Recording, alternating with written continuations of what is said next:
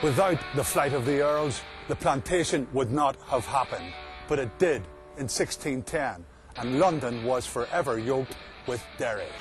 Ulster would never be the same again, but the plantation sowed more seeds than they bargained for. At least that's what we think we know about the plantation, that its division of land created a divided land.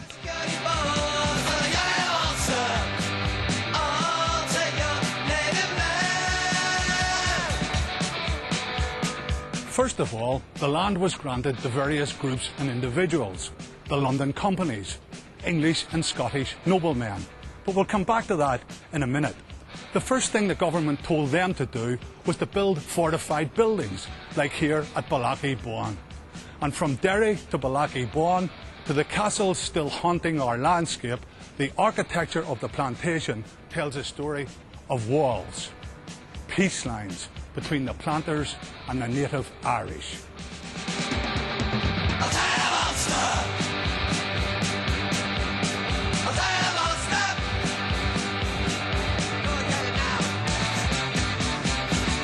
And one tale which has come down from that time tells us why.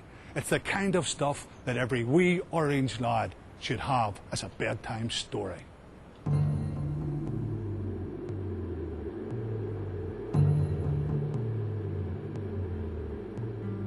On the Wednesday after Christmas Day, 1615, John Brown and John Williams, two settlers on the Mercer's estate near Kilrain, County Londonderry, were taking drink. It seems that Brown's wife ran a modest drinking establishment.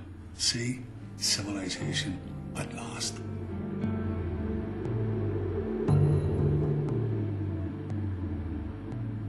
At this point, 9 Irish woodkern arrived.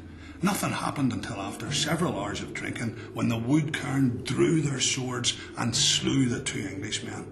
Mrs. Brown and the 3 Irishmen, already in the house, were bound and gagged with great sticks in their mouths. It's really the stuff of Protestant nightmares. The savages charging down from the hills, the hoods from the woods, the woodkern slaughtering the honest planters at their own firesides.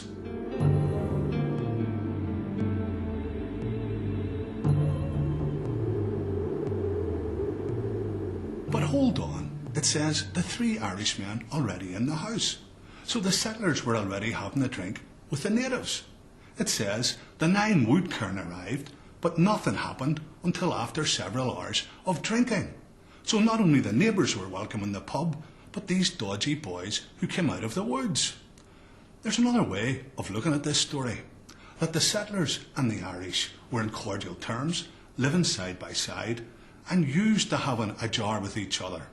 And I'll tell you this, there are some drinking establishments that I've been in that I'm glad there were no swords about the place. You see, walls survive, but in this country you have to dig for the facts. So what about those native Irish driven to the hills and skulking in the woods? Their land was taken from them, wasn't it? Sent to live in the barren wastes, isn't that right? Made exiles in their own country, Akara. So, in the great plantation carve-up, who got what? First of all, we have to take off counties Antrim, Down and Monaghan because they weren't part of the official scheme. English undertakers were given about 19%. Now, that's not undertakers sent over to bury the native Irish. It simply means they undertook to bring in tenants. Scottish undertakers were given another 19%. The London companies got 9% in and around Derry City. Servitors, people in the administration and who fought in the wars, got 13%. But what's this other bit? The native Irish were granted ownership of the biggest share of all, about a quarter. Now I can hear you say, yes, you, watching TV in the Celtic bar, big deal, the Irish got a quarter of their land back. But remember, this wasn't their land in the first place. This was land that O'Neill and his cronies had previously held in their grip of iron.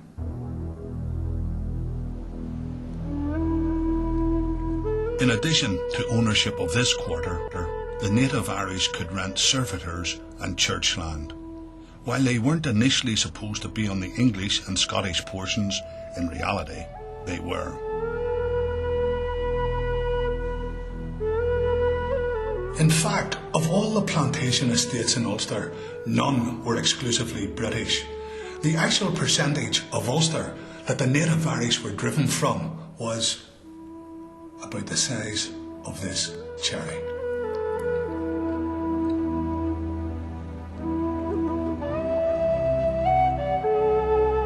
The fact is that the population of Ulster was the lowest of any part of Ireland.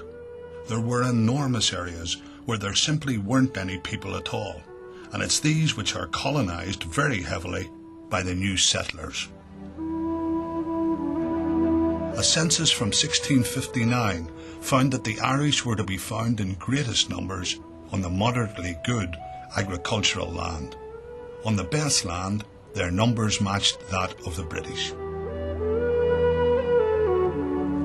So while plantation walls tell a story of division, the figures tell a different story of the Irish and British living side by side in peace.